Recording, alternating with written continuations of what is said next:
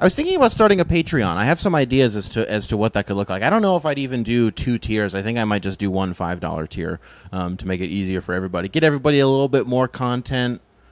You know, it's really important to me to form like a sense of community with you guys, and I think that could be a really good way to do that. Also, creating a Discord, obviously, would help too. So if that sounds fun to you guys, then let me know. Now to the video. No wheel today. We are not going to be spinning a wheel to figure out who this video is going to be about, because sometimes that ends up being, it just ends up being too all over the place. And I know that people enjoy the stream of consciousness content, right? That's what this is to begin with. Like, you're not going to, like, I didn't even mention the Rudy Gobert trade in the video where I talked about the Timberwolves. Didn't even mention the fact that they traded for one of the most dominant defensive players of all time. Whoops. But the point of that is like kind of in the video itself, right? And kind of in what I do, where I don't want to be like, I don't want to be your favorite national pundit. You know what I mean? I don't want to be the guy who's sitting here talking about slip screens and Spain pick and rolls and hammer plays and shit like that. That's not fun to me. What is fun to me, however, is RJ Barrett, and that's who we're going to be talking about today. Originally, I was going to manipulate a wheel video in such a way that I got the Knicks, but I thought that was disingenuous and not cool, and at that point, I was like, dude, not everything has to be a gimmick. You can just talk about a basketball team. So it was going to be the Knicks, but I kind of just want to focus on RJ Barrett instead, and here's why. For those of you who don't know who RJ Barrett is, which it may sound staggering, but it's going to be a lot of you, because I've somehow cornered an insane market of people who... You guys tell me all the time, I do not watch basketball, but I watch your videos. I don't get it. I love it. Okay. I love it. That's exactly who I'm going for. I love it, and I love you. So anyways, RJ Barrett. If you don't know who he is, he was one of the more prominent names that was thrown around in these Donovan Mitchell trades, which is kind of what this is all stemming from. Kind of what my beef is stemming from. And to add to the long laundry list of shit that is on James Dolan's... James Dolan is a terrible person and a horrible owner, and there's a long list of things that he's done in the last... I could say 20 years, in the last 20 minutes probably, that could probably make a compelling case for him to be forced to sell the team, which he probably should. I think I'm mainly just upset because there's I talk a lot about what precedent are we setting? What precedent does this set? I talk about that a lot. But what precedent are we setting if the treatment of your star player, who is not an all-star yet, but is going to be this year, I'd say if there's any pick that I have to make for who's going to be a first-time all-star this year, RJ Barrett just right up the list. Whether it's now, to be fair, I'm gonna go even deeper on this prediction. He's not going to get voted. Somebody's going to get hurt, and I'm not going to wish injury on anybody, so I'm not going to predict that. Somebody's going to get hurt, and it's going to be one of those injured reserve things, right? Like that's how LaMelo got in last year, I think. When Mike Conley finally got his first All-Star game, pretty sure that was also why, injury reserves. I think that could be the case with RJ just because he's in year 3.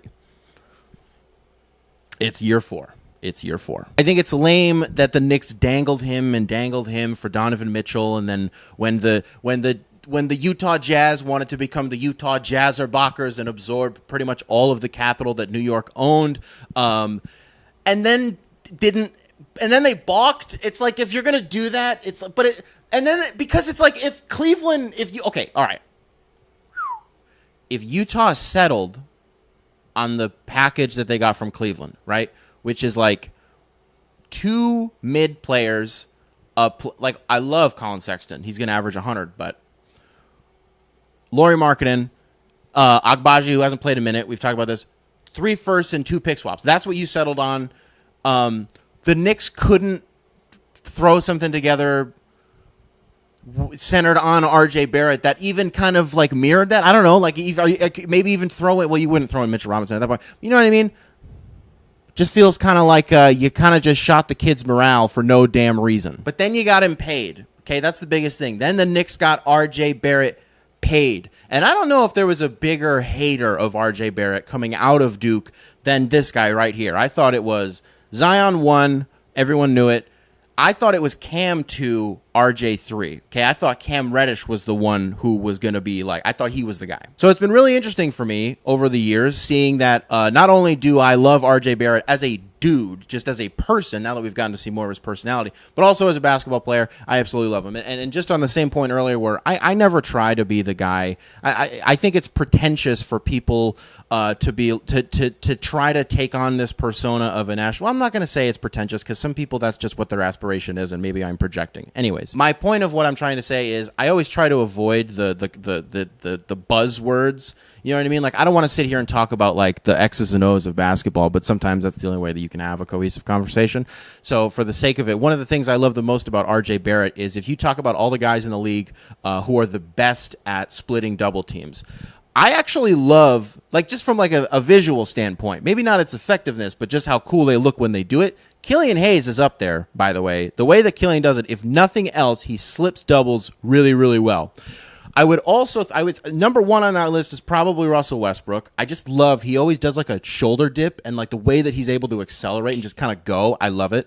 DeJounte Murray is in there as well, who of course plays for the soon to be third seeded Atlanta Hawks. But somewhere in there is RJ Barrett. And with him, I would also say from an aesthetic standpoint and an effectiveness standpoint, the way that RJ is able to attack double teams is perfect. The way that he's able to take dudes off that first step beats pretty much everybody. If he goes baseline, that's an easy one of these. He's throwing everything. He's throwing it behind his back. He's doing a bunch of stuff. RJ's really good at contorting his body, doing a bunch of stuff. Also really good at just hitting clutch, just banger threes. And I am so thankful, maybe is the word, that RJ Barrett is as clutch as he is and has Mike Breen calling like 60% of his games.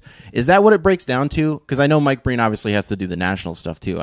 Does he do at least 40 games for the Knicks? It's probably even more than that, right? Anyways, for all the good that he does and for everything that I like about him, though, at the end of the day, he is still pretty largely inefficient at this point in his career, right? Like, you can average 20 a game, but when you're only making like, I don't know, just north of 40% of your shots, like 30% of your threes, like, it's marginal at this point. If you bump either of those by 3 to 5%, we're not even having this conversation. And that's why I think that this is the year where he's able to take that leap, because you add in such a dynamic playmaker like Jalen Brunson, who, by the way, the league doing this thing again where they pretend to care about tampering, though we need to look into this Jalen Brunson thing. Something fishy was going on with the Knicks. No shit, dude.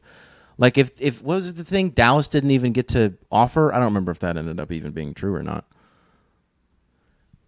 Stop pretending to care. You don't care. This is what runs the league, and that's the way that it is. Jalen Brunson is a Knick, and he's going to unlock RJ Barrett. There's probably been like 100 video essays done on James Dolan over the last 10 years, right? Ever since NBA YouTube kind of I'm sure that the James Dolan takes have just been flying, because there's nothing that I could say about him in a derogatory manner that somebody hasn't already said 100 times and 100 times after that. And every single time that it's been said, they are exactly right. And I think that there have been prime examples over the years of how to properly treat a star player. And I would say that James Dolan has consistently showed that he is nothing if not the antithesis of that. And if I'm a Knicks fan, that concerns me. I do not need to tell you this, because you know this. You knew this when you drafted RJ. You knew this before you even knew who RJ Barrett was. You knew it.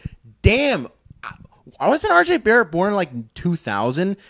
You've known it since James Dolan. You've known it basically since RJ Barrett was born. Although, I don't know. We've seen over the last few years that Scott Perry and Leon Rose have been pretty good at their jobs. And we kind of stopped laughing at the Knicks. But it's like the dude still owns the team. Please don't lose, RJ Barrett. That would suck.